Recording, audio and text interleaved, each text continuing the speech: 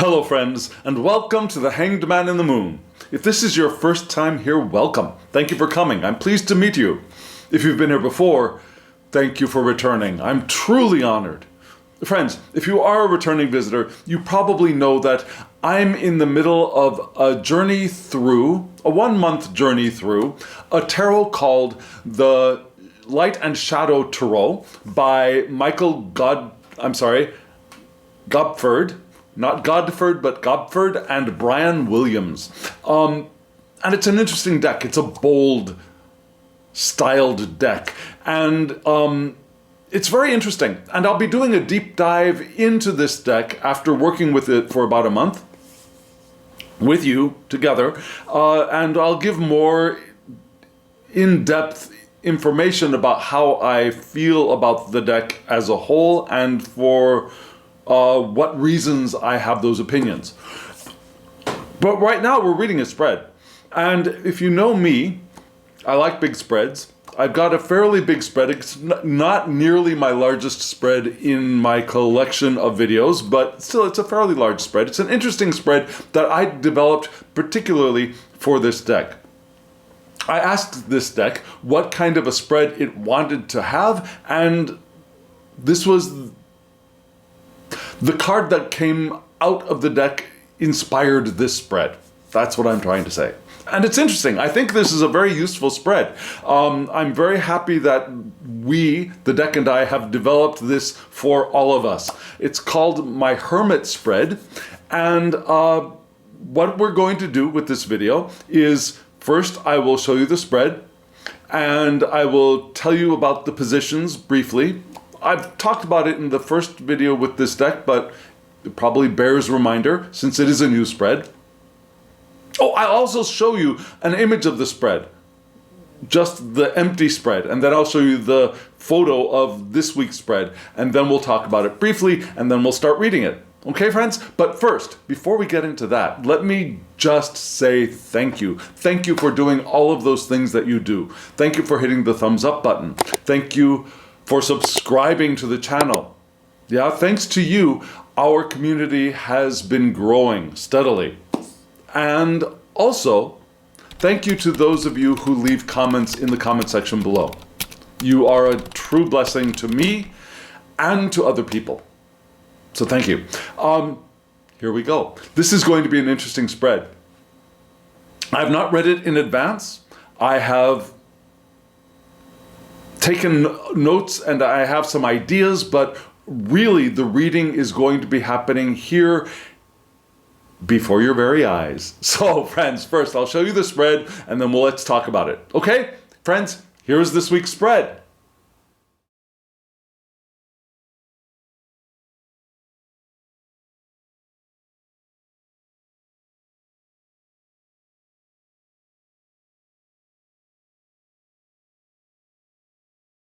Friends, again, this is my Hermit spread, yes? And just like the Hermit in many, if not most decks, the Hermit is the one who is holding a candle in a dark environment. Yes, in the Tarot de Marseille, in most Smith-Waite-based decks, and even in the Harris-Crowley deck. Yeah, we've got a person holding a light in the dark. And so, the positions for this spread are, okay, so it is half and half, positional, non-positional, right? So the three cards on the right are, on the left are definitely positional. Yes, the bottom card, which is what we start off with, number 1, is the body. Card number 2, which is on top, is the mind, and card number 3, which is in the middle, is the heart. Now, why did I do it that way? Just because that's the way I felt called to do it, yeah? Body, mind, and heart. Sue me. So, those are those 3 positions. And remember, every week the question is, how can we live our lives more intentionally in the coming week? And those 3 positions give us our first clue of how to do that. Yes? Then, right next to those 3 cards were 2 cards which are in semi-positional positions. Yeah? Both of them are responding to one prompt, which is what is revealed. Now that's the candle being held by the hermit. Yeah? So what is revealed by the light? And then the next two cards, which are a little bit lower, and they are also semi-positional, those two cards show us what is in the darkness.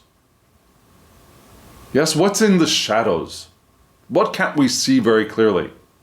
Yeah, it's not intended to be a scary coming out of the shadows kind of card. It's what's not clearly visible. The light is clearly visible, and what is revealed and what is still to be revealed is what's in the shadows. Does that make sense? And what's in the shadows is not necessarily a monster. Sometimes it's the love of your life. Yeah? Just saying. And then the last two cards on the right are the divine advice, divine message, divine speaking into our lives. So that's how we're going to read this spread. And I don't know if you noticed this. Looking at the spread for this week, there is a heck of a lot of water this week. And as I was setting up the video and I was looking down at myself and looking at my hair, I thought, oh my God, look at all the blue I'm wearing, right? So for a spread that is full of cups and water, I'm wearing a very watery outfit, aren't I? Just struck me. Maybe it strikes you too, I don't know. So we've got a lot of cups. We have one wand, we have one sword, no earth pentacles, right?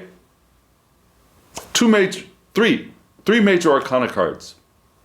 So, what is our first take on this? Well, looking at it elementally, we seem to have a lack of grounding, maybe, a lack of focus on the reality, on the tangible stuff of life.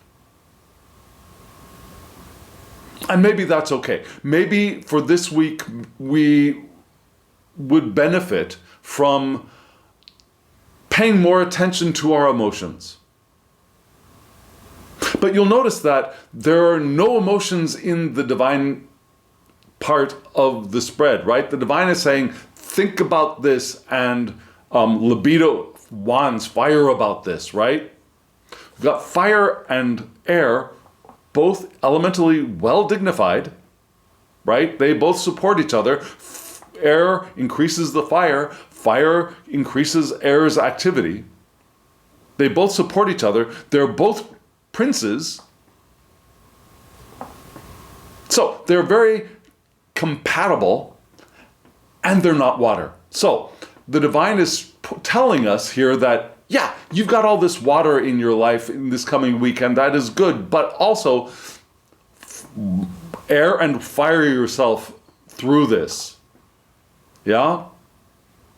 And we'll get to what that really means when we get to that part of the spread. So let's start off. Let's start off with card number one, which is the body. And that in that place we had the star card, right?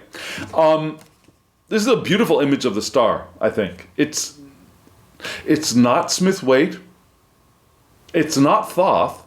And for the purposes of this video, when I say Thoth, I'm talking about the Harris Crowley deck, okay? So it's not Harris Crowley, it's not Thoth-based, really.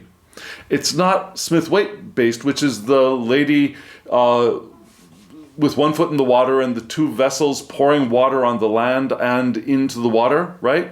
It's not that either.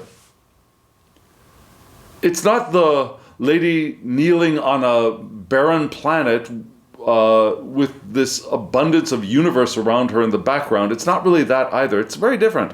To me it's unfortunate, but we unfortunately don't really have any astrological or Hebrew letter associations directly on the card, and they're not in the book either. So, what is the star? To me, then, we get to go with what Derek says about the star. Remember, Crowley switches the star and the emperor. So, whereas the star in most other decks is associated with Pe, the star in Crowley's deck is associated with, I think it's Dalet, something like, or Gimel, it's something like that. I don't have them memorized. That's why I always have to take notes. But still, Crowley switched those too, right? I'm not going to do that. So, to me, the star is associated with the Hebrew letter of Pe, which gives us a whole bunch of information. Yeah? Because if we look in the Sefer Yezerat, which is the Kabbalistic description of Hebrew letters associated with things like astrology, planets, elements, parts of the body, characteristics of the human being, etc. So, the Sefer Yezerat associates Pe, the 17th letter, with Mercury. And Mercury is domiciled in both Gemini and in Virgo. So we've got both aspects of Mercury here in this card. We have the diverse thinking, the binary thoughts, the quick messenger aspect of Mercury with Gemini, and then we also have the more grounded, more organized, more detailed aspect of Mercury, the more mature Mercury, you might say, in Virgo, which is interesting for the star, right? So we've got that balance of maturity and youth in the star. The star has gone through some stuff. Remember, the star comes after the tower. So the star has seen some stuff. And so there's a level of maturity that has been gained. And the scattered Gemini has found a way to maybe organize their thoughts. But still there's the freshness of Gemini that still remains, right? And what does the Hebrew letter Pe tell us directly? Pe is the symbol of the mouth. Symbolizes the mouth. Yeah, which is what? It's speech. And it's the power of words. It's speaking things into creation. So, the star is able to start the process, is able to restart the process, you might even say, of the magicians speaking things into being. Now we're back on track with our path of manifestation, which is a great way to begin a journey of living intentionally in the coming week, right? Now, if we also take a sidestep into the runes, which can also match up with the major arcana, runes being the Elder Futhark that I'm specifically thinking of, we get the rune Tiwaz. What is Tiwaz? Tiwaz is the great god Tyr. Yeah? And the great god Tyr is the one who sacrifices his hand to bind a monstrous wolf to save humanity, or to save the rest of the gods even. Yeah? So this is the rune for justice. It's the rune for authority, self-sacrifice, and success. So if we think of the star as having made the sacrifice of moving through the tower, you get that idea of self-sacrifice and now leading to success. The star is now on the path to success, right? So what is the star?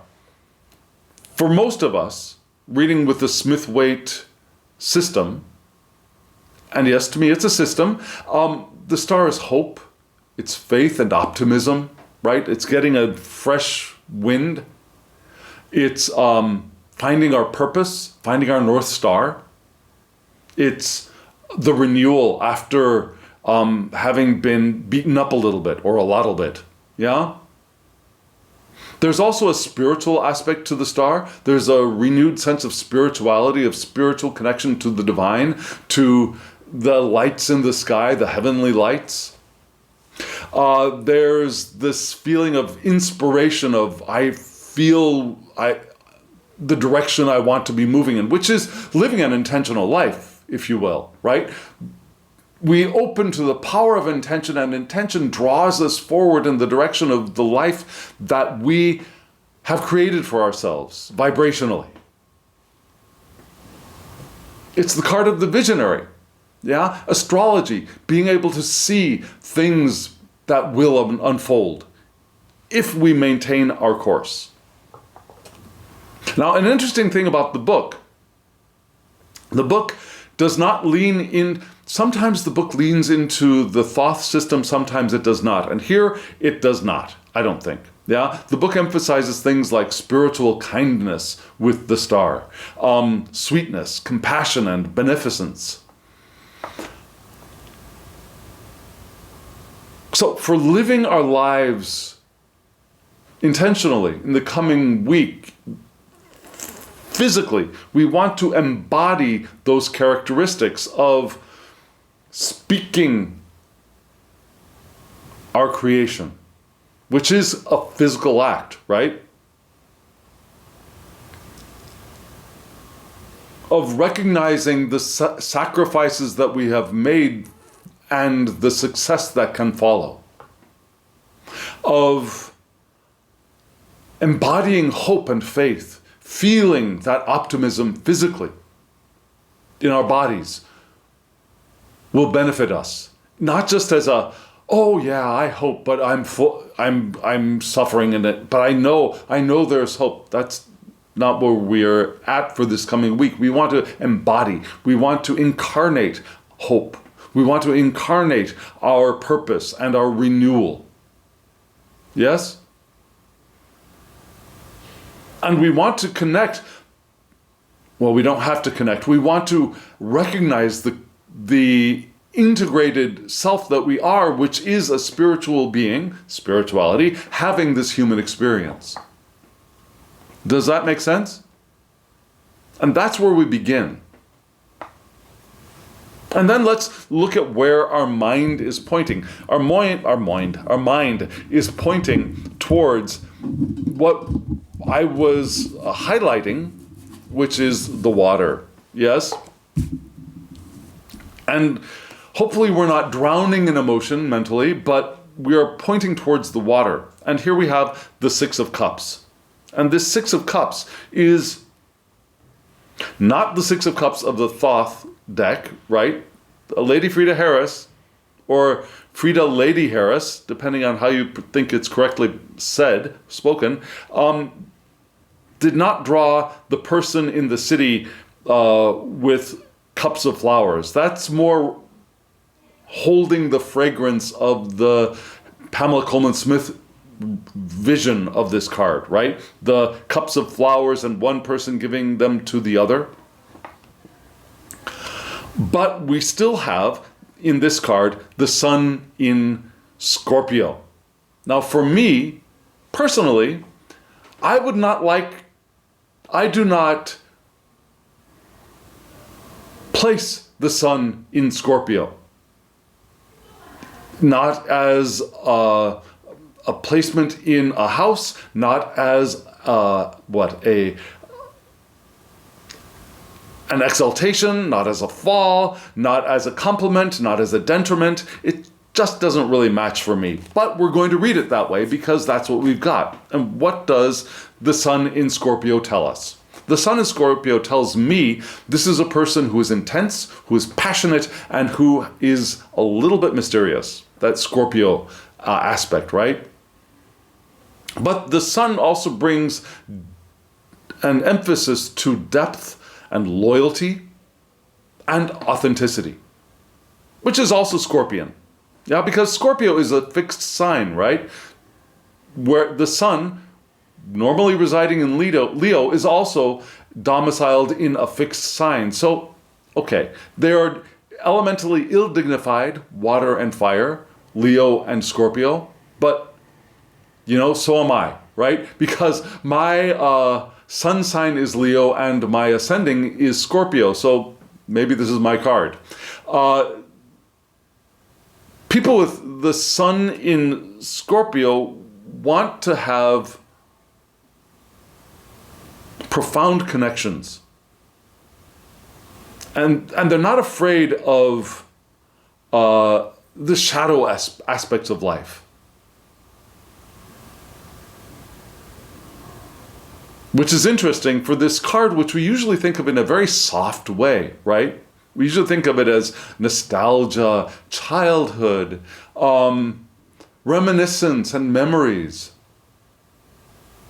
But there could also be the diamond focus within those things of childhood and reminiscence and memories, the scorpion aspect, scorpion, the scorpion aspect of scorpion, not the symbol of Scorpio, but scorpion, that which is related to Scorpio, aspects of those characteristics, which nostalgia with the piercing focus of Scorpio could be intense scrutiny of what we remember, right? Rather than this not whitewashed, but gold washed. Things were so much better in the past, but rather the Scorpios focus on, well, this was like this and that was like that, and I remember this and I remember that. The Scorpios' take on childhood and memories can be very different from the way we generally read innocence and joy in the Six of Cups. And interestingly, the book for the sixes, and I just double-checked all of the sixes in this deck, the sixes lean into Thoth system associations. So for the creator of this deck, the Six of Cups is clarity, kindness, and bestowing benefits. Kind of solar aspects, right? Also attainment, fulfillment. Well, okay, so I'm sorry, let me go back to this. Yes, okay, so I misread my notes, right? Clarity, kindness, and bestowing benefits. But what do we usually think of when we think of those things, of clarity, kindness, bestowing benefits? We usually think of the Six of Pentacles, right? So I went and checked. The Six of Pentacles in this deck is attainment, fulfillment, and vitality, which is much more the Six of Pentacles, or discs, I should say, for the Thoth. So it's interesting. This deck is trying to straddle two systems, in my mind. It's straddling both the Smith-Waite and the Harris-Crowley. So what are we going to do with this for our mind section, yeah?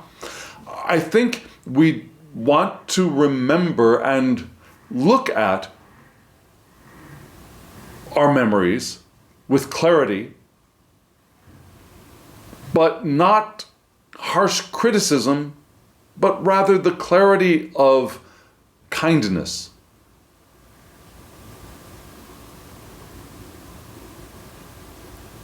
Looking at the old stuff, not in this golden wash of niceness, but not with the harsh critic's eye either, rather with a kind eye for precision and clarity. Does that make sense? I think that's where we want our minds, right? Intense, piercing the mystery, not shying away from the shadow,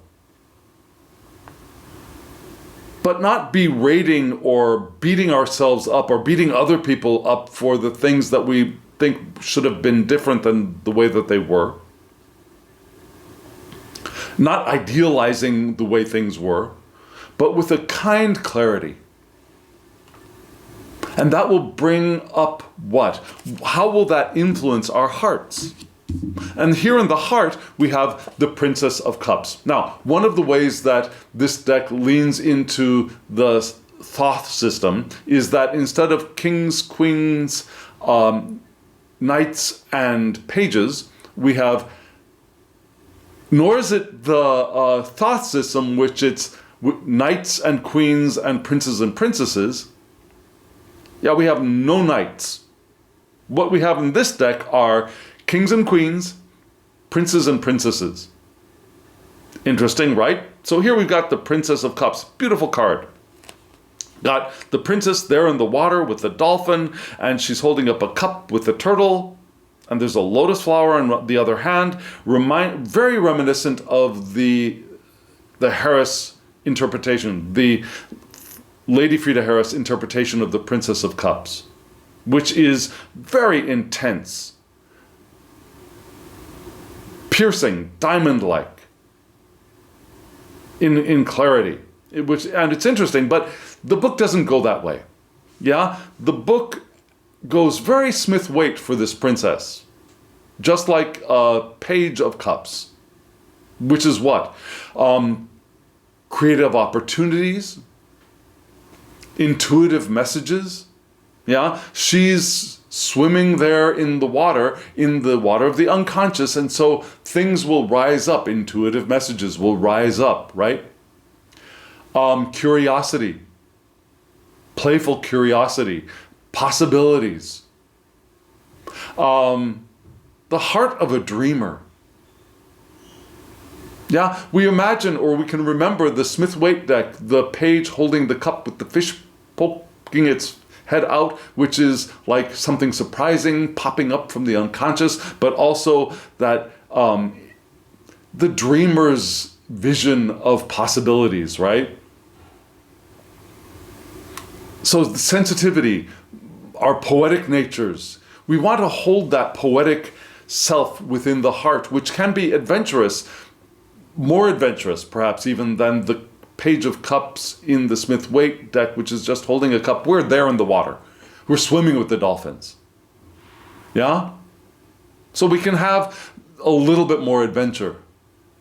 But we want to have that curiosity, the openness to creative opportunities, the poetic nature speaking to us, and remembering that our speaking through the star card, if we have embodied our embodied our optimism and our hope, we'll be able to speak into manifestation with that heart of creative opportunities, of curiosity, of the poetic dreamer, of possibilities. So that's the way that we can live our lives more intentionally in the coming week. And now we've got the candle to look at, right? The candle was showing us two major arcana cards, which were the Strength card and the Lover's card. And let's start off with the Strength card above, because that's how I do, okay? So, the Strength card. If you look at this image, the hair of this being reminds me of several aspects of the Lust card from the Harris Crowley deck. Yeah? The head of the beast is made out of nine snakes. There are bursts of 12 bursts of energy above the inner border, you could say, of the card, with shooting up to stars. The woman is naked riding that beast in the Lust card, but we don't have that here, right? The relationship of these two beings is a lot more like the TDM or the Smith-Waite deck, where it's the woman relating with the lion. And here, instead of a male lion with a beard, we've got a very female-looking lion, right?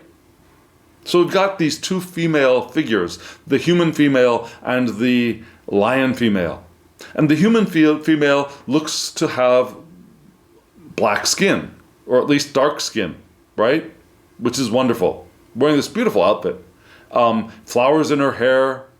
You'll notice she's holding a cup with grass growing, maybe flames growing out of it. Maybe those are flames. I hadn't thought about that. Maybe those are flames.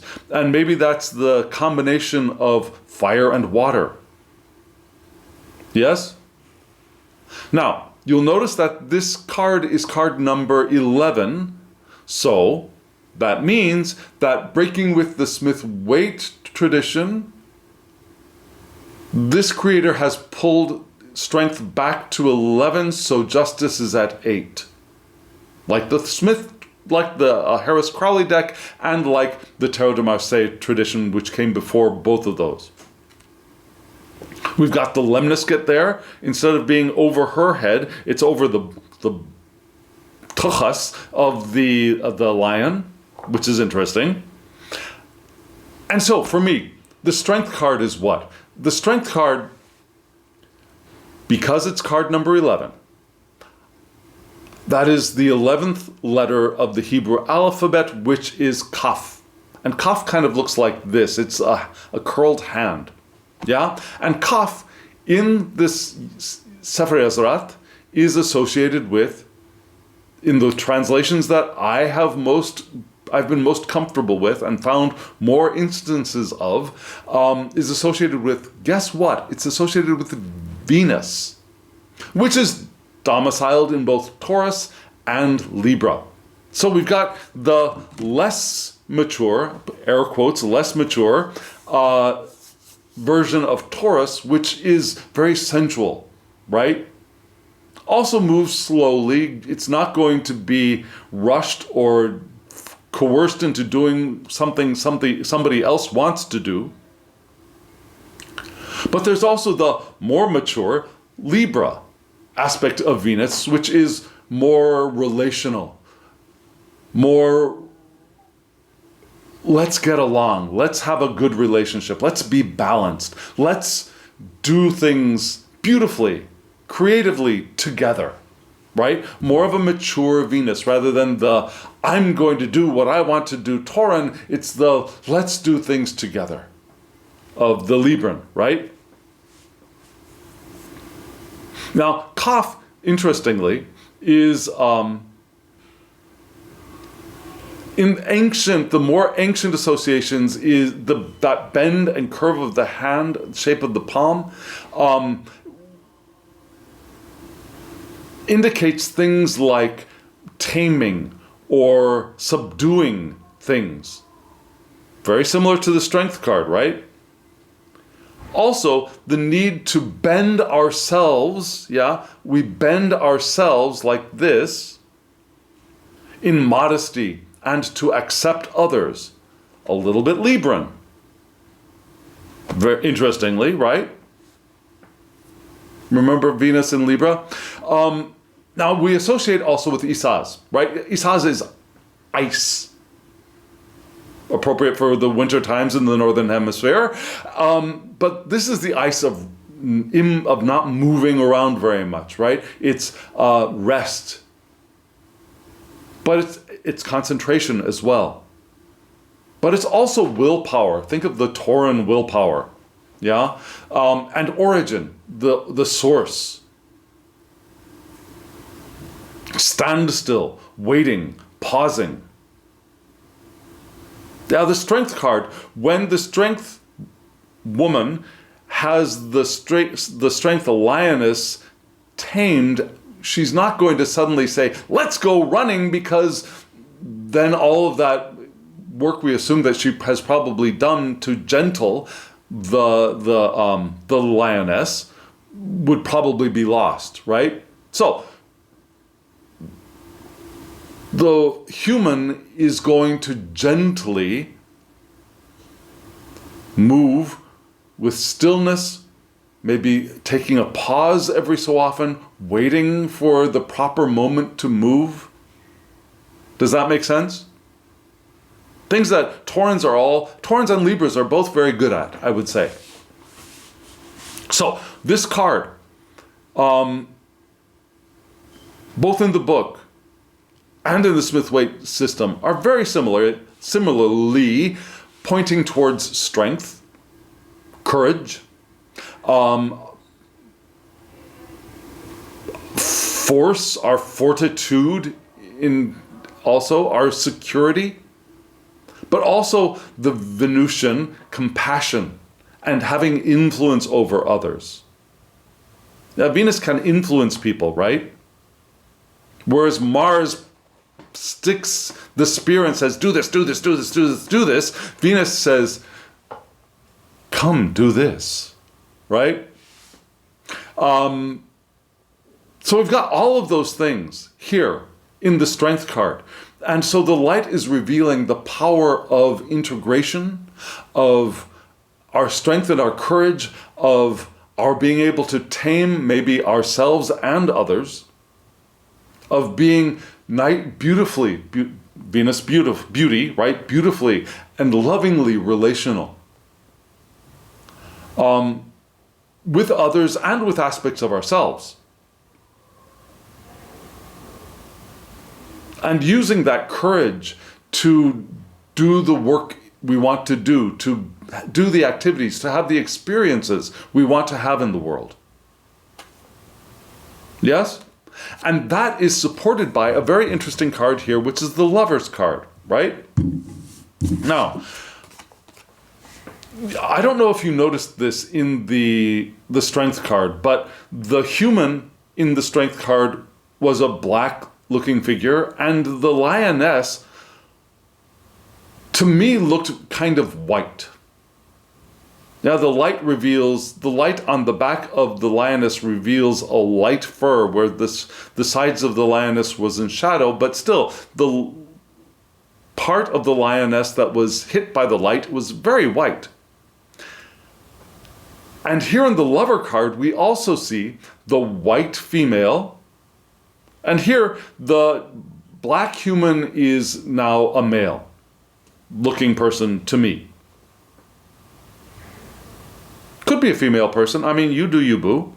Yeah? But the Lover card, the black human is taming the white beast. You might even see that here as well, right? The black human is taming the white beast.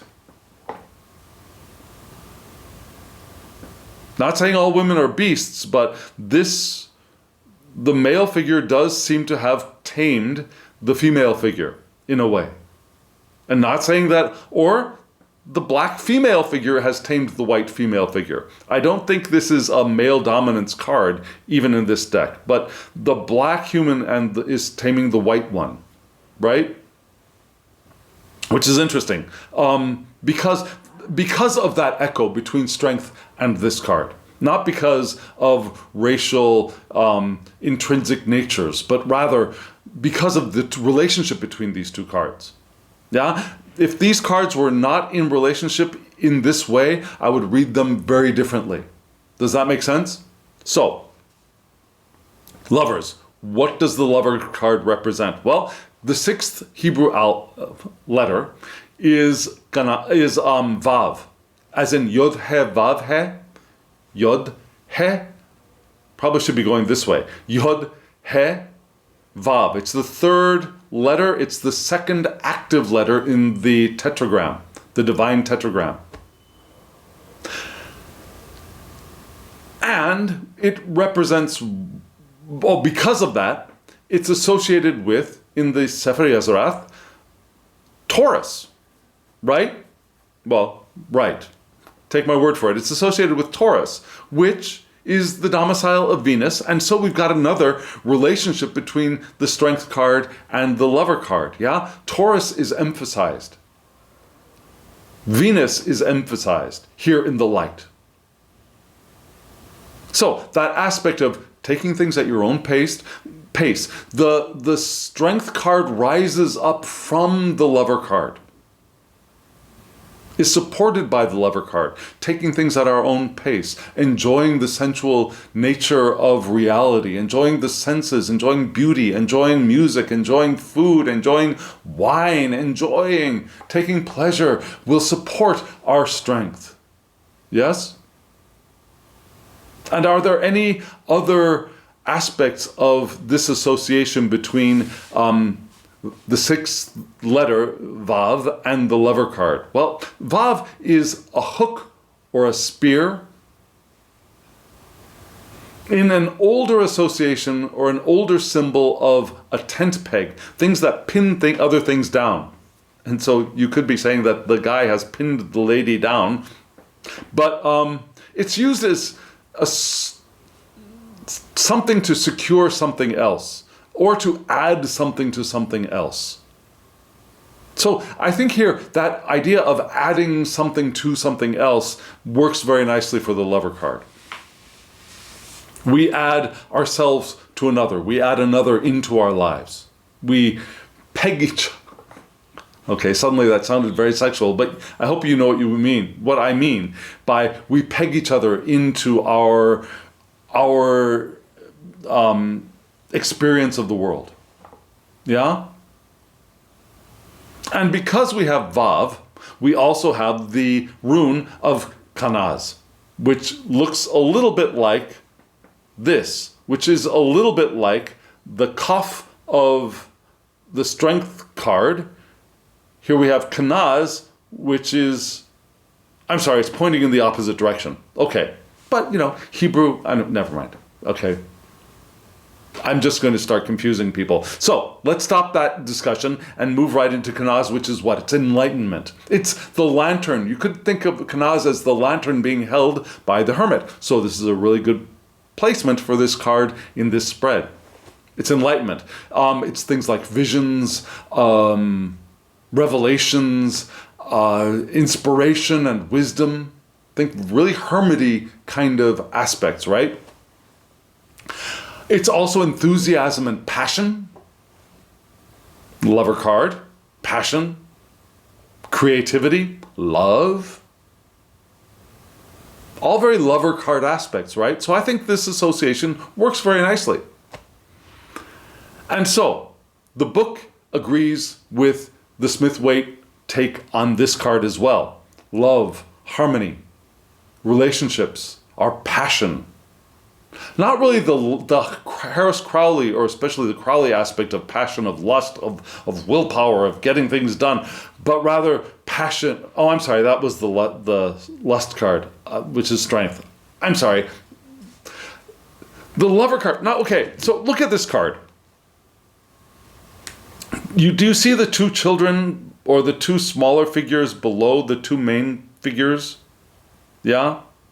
So we've got those two figures which do kind of echo the flavor of the depiction by Lady Frieda Harris, right? We have, instead of the red and the white, we have the black and the white. So this is an alchemical card as well in the Harris Crowley tradition.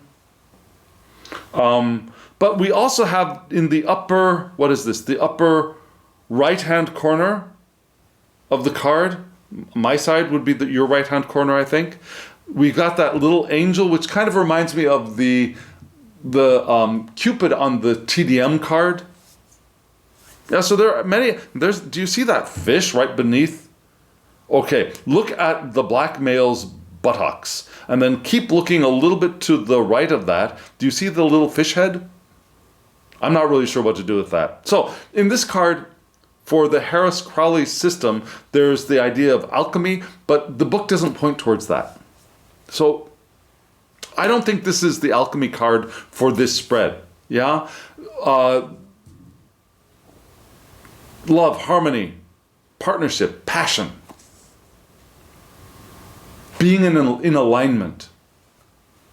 And also maybe making choices, right? Making the correct choices, although the book does not point towards that. It could be that too.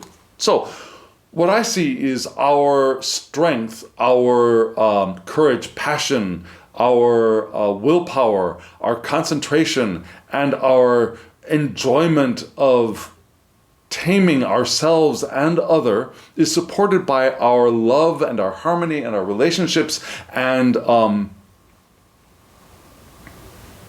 maybe even some of the hermit-like visions and revelations and wisdom that are embodied in the hermit.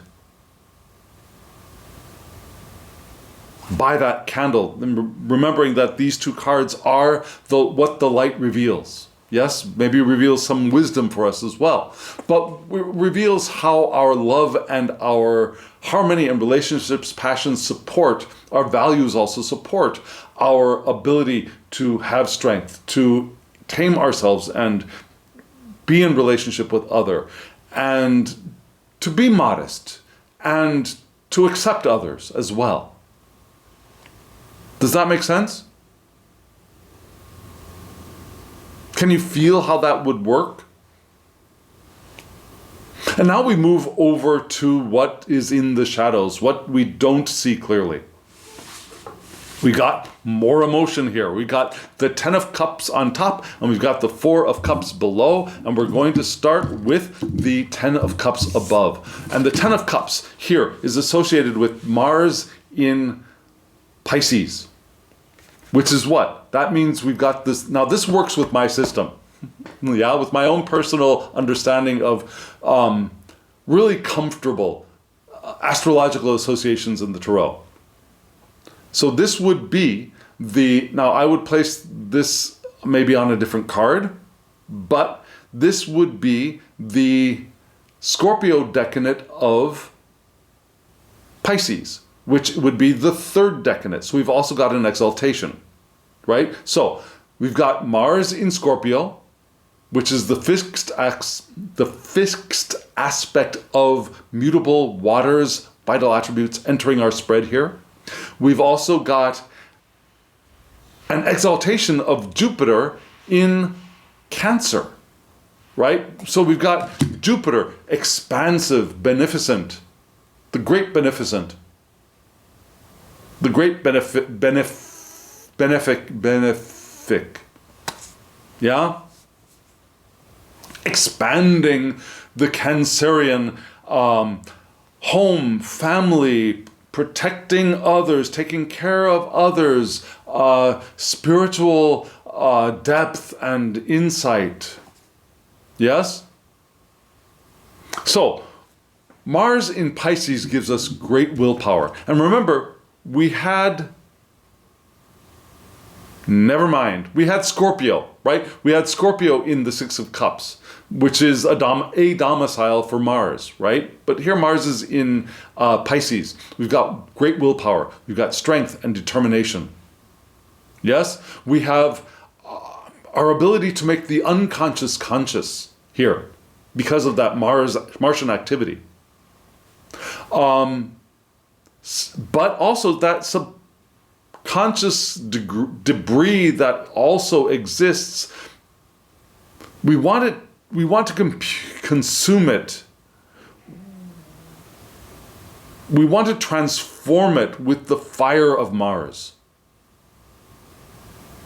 We don't want to just let that debris, not the gems, not the wonderful stuff, but the debris. Yeah, we want to burn it up, which is a little challenging in the water, but we can do it with Mars. There might be a little bit of denial as part of Mars in Scorpio. Yeah, Mars can be a little bit diluted, not deluded, but diluted in Pisces with all that Jupiter there. But we've still got the possibility of penetrating, of being deeply sensuous here.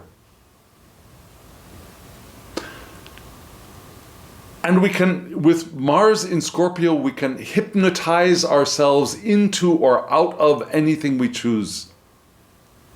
We can hypnotize ourselves into or out of health or sickness, for example.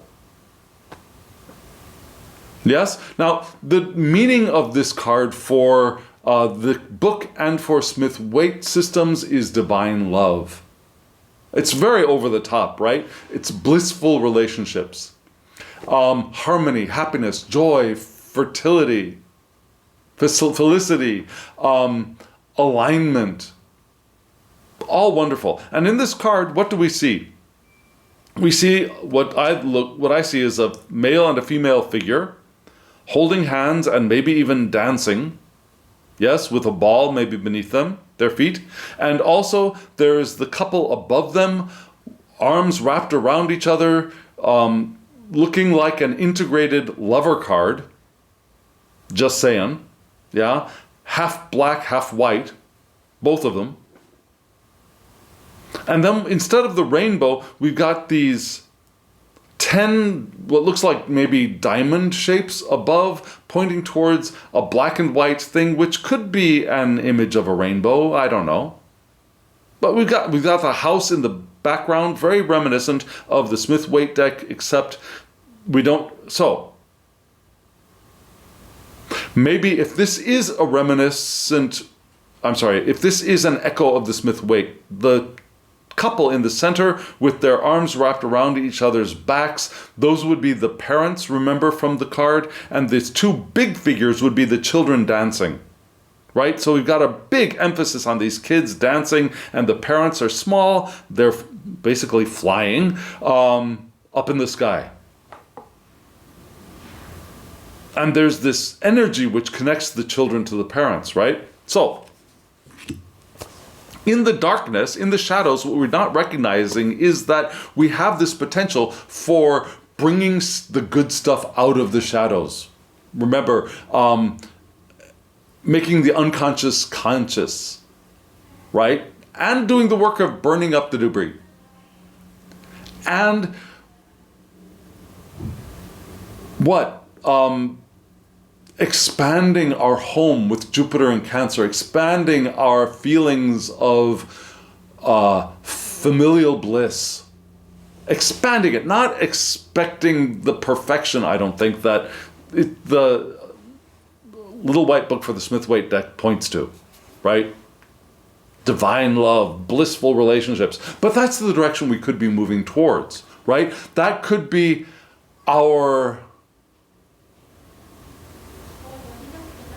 whether we notice it or not, what we have placed vibrationally out there on our powerful current of intention. And if we can open ourselves to it, we can start moving closer and closer to that, right, in this process of living our lives more intentionally in this coming week. Yeah?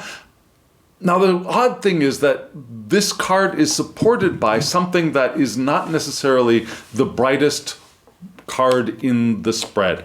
Yes, the Four of Cups here. And interestingly, well, you can see that this card is associated with the moon in Cancer. You see the moon in one cup and Cancer in the other. In the cup to the left is the moon, and the cup to the right is the sign for, or the glyph for Cancer. We've got the fish popping out of the water beneath the cup with the moon. But to really, really emphasize that idea, we've got the big old crab from Cancer clutching on to a big old moon, right? So there's no escaping that association. And that's fine for me, because for me, well, for all of us, I would hope, Cancer is the domicile for the moon. So this is really hunky-dory astrologically. So we've got cardinal water's vital attributes entering our spread here. Cardinal water. Let's move forward. Let's get our family together. Let's communicate emotionally. Yeah, we're pointing off in the right direction. People with the moon in Cancer, though, are emotionally sensitive. They're also,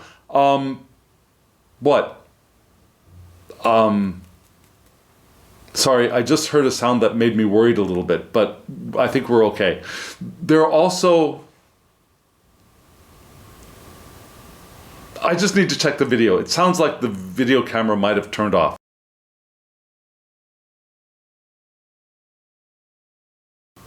I'm sorry, everything was okay. Okay, so, what was I trying to say with this Four of Cups card? We have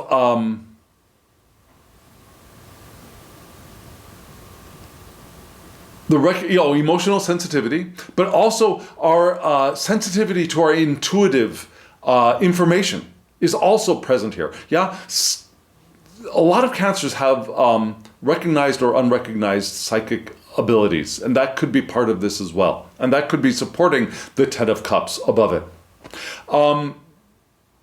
But yeah, for the moon in Cancer, there's the possibility of unpredictable moods, right? Because the moon is changeable. There's empathy is very strong here. Yeah. But sometimes, because we're so empathetic, we take on the moods of others, which makes us feel and look like we are unpredictable. We're moody because we're absorbing the moods of other people. And that could be burbling underneath that Ten of Cups card. Now, this is a association. Moon in Cancer is association for emotion. Sympathy for others, psychic ability, maybe. Sentimentality. When we think of the Smith-Waite, now this does not look like the Smith-Waite 4. Yeah?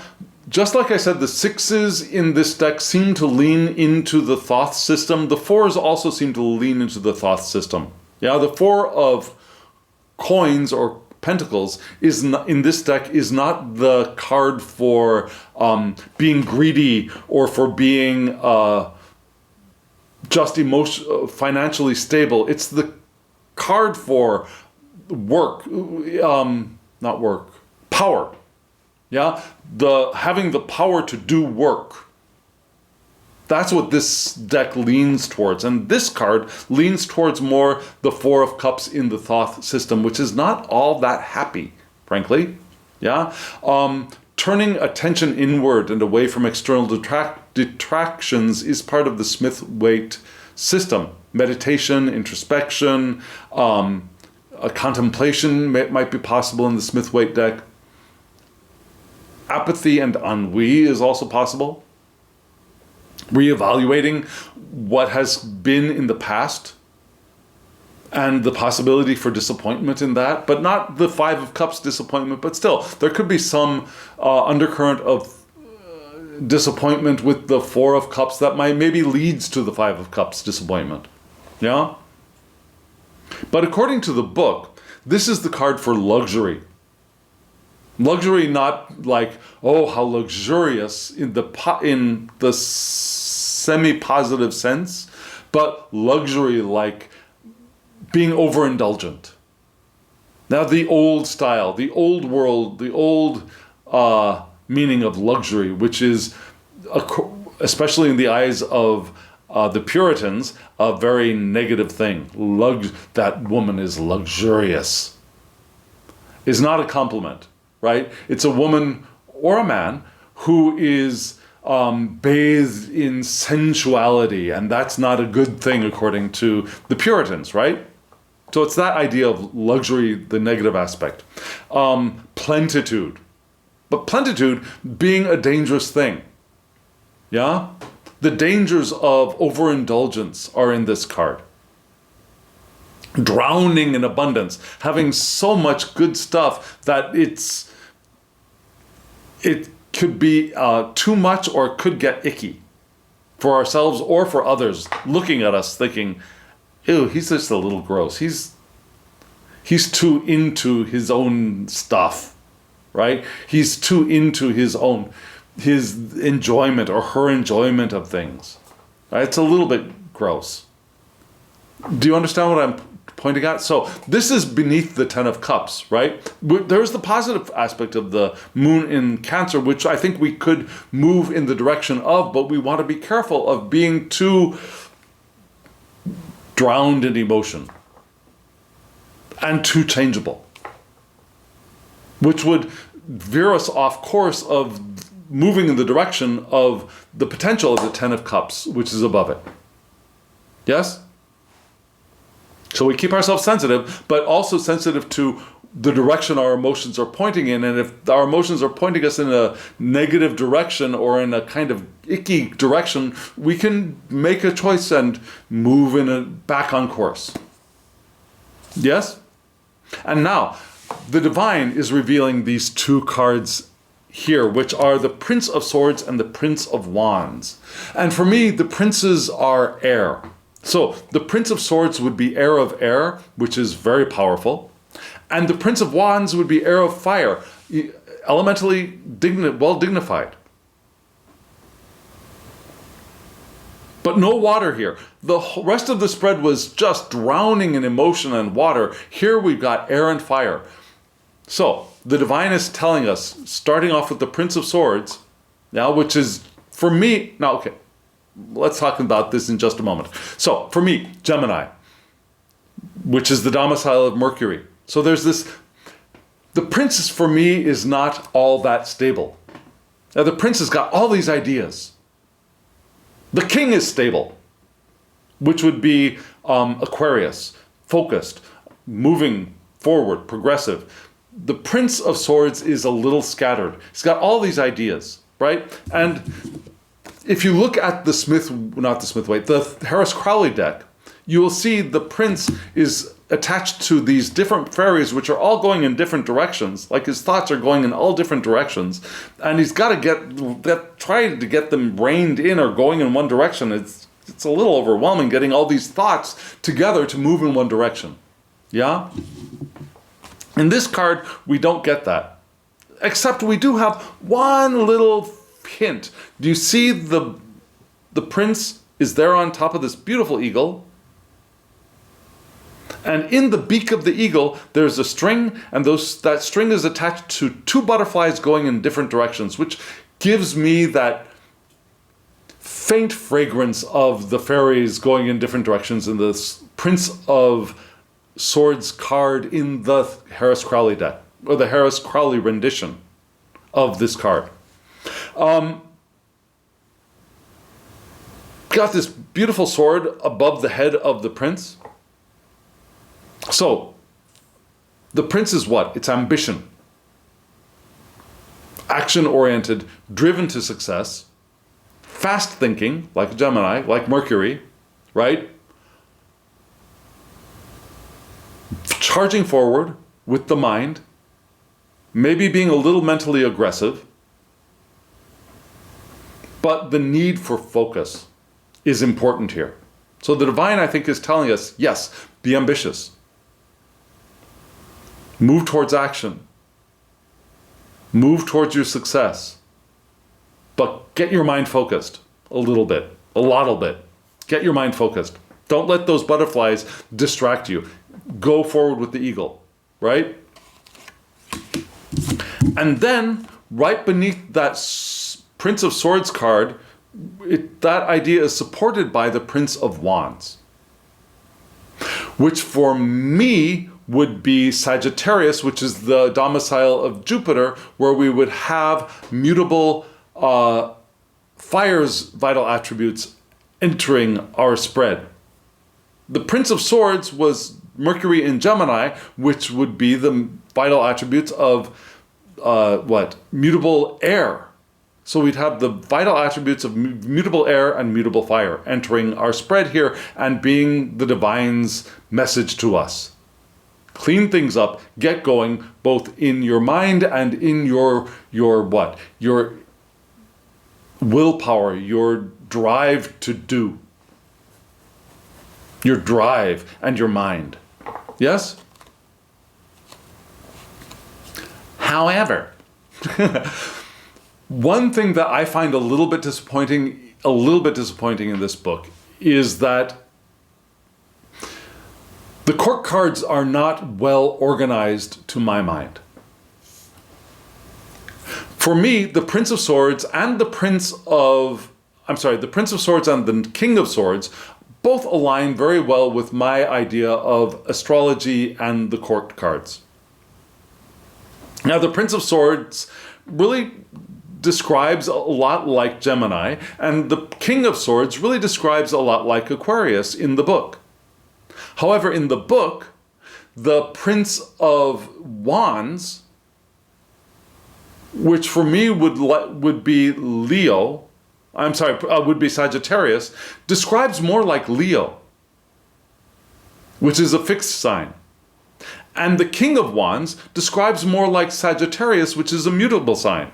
So, what I see in the book is in the swords, the king is fixed and the knight is mutable, but in the wands, the knight is fixed and the king is mutable, and I don't like that.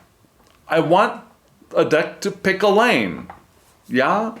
Make a decision. Queens are cardinal. That's pretty common, I think, for most decks. Queens are cardinal.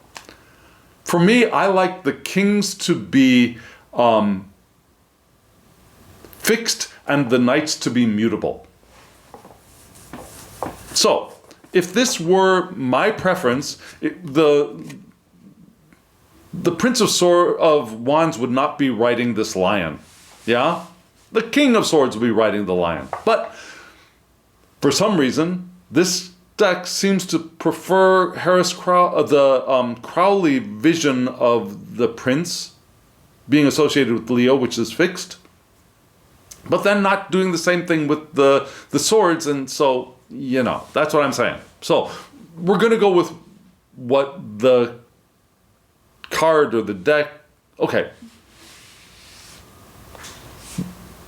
This is what I want to do, yeah? For me, the Prince of Wands would be energy, it would be passion, it would be inspired action, Sagittarian.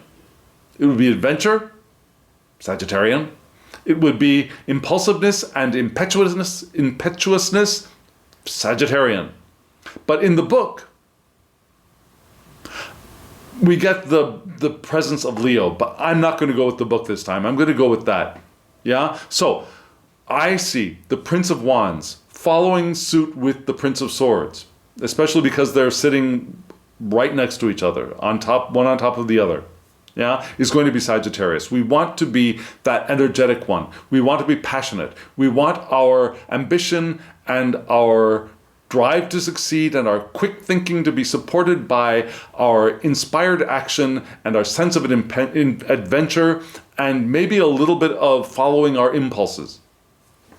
That's what the divine, I think, is trying to tell us. To move forward, if we're just swimming in all this water, we're not going to get very far in the world, in these bodies.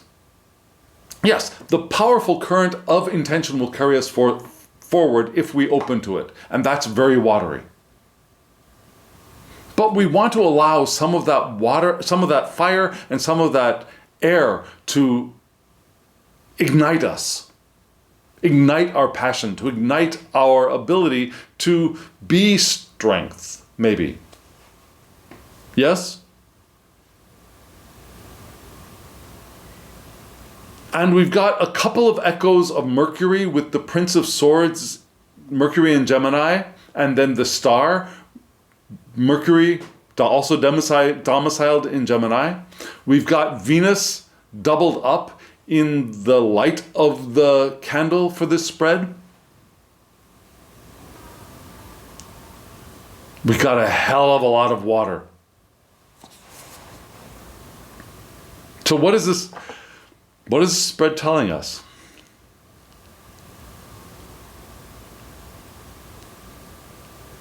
I think in a really basic form, we're asked to pay close attention to our emotions. And our emotions can support us or move us out of alignment. And when our emotions start to move us out of alignment, we want to make the mental, thoughtful decision to bring ourselves back on course, to open ourselves back up, to rediscover the faith, the hope, the optimism of the star which we want to embody. Yes? We want to keep our minds on the emotional contents of our maybe unconscious.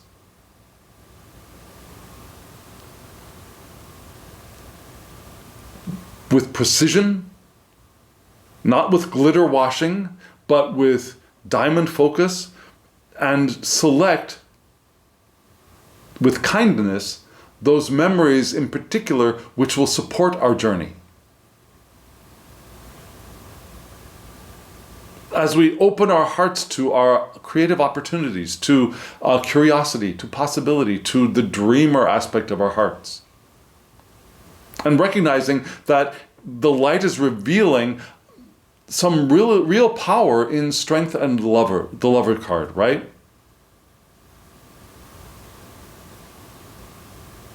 And yeah, in the darkness, there is some joy that might have some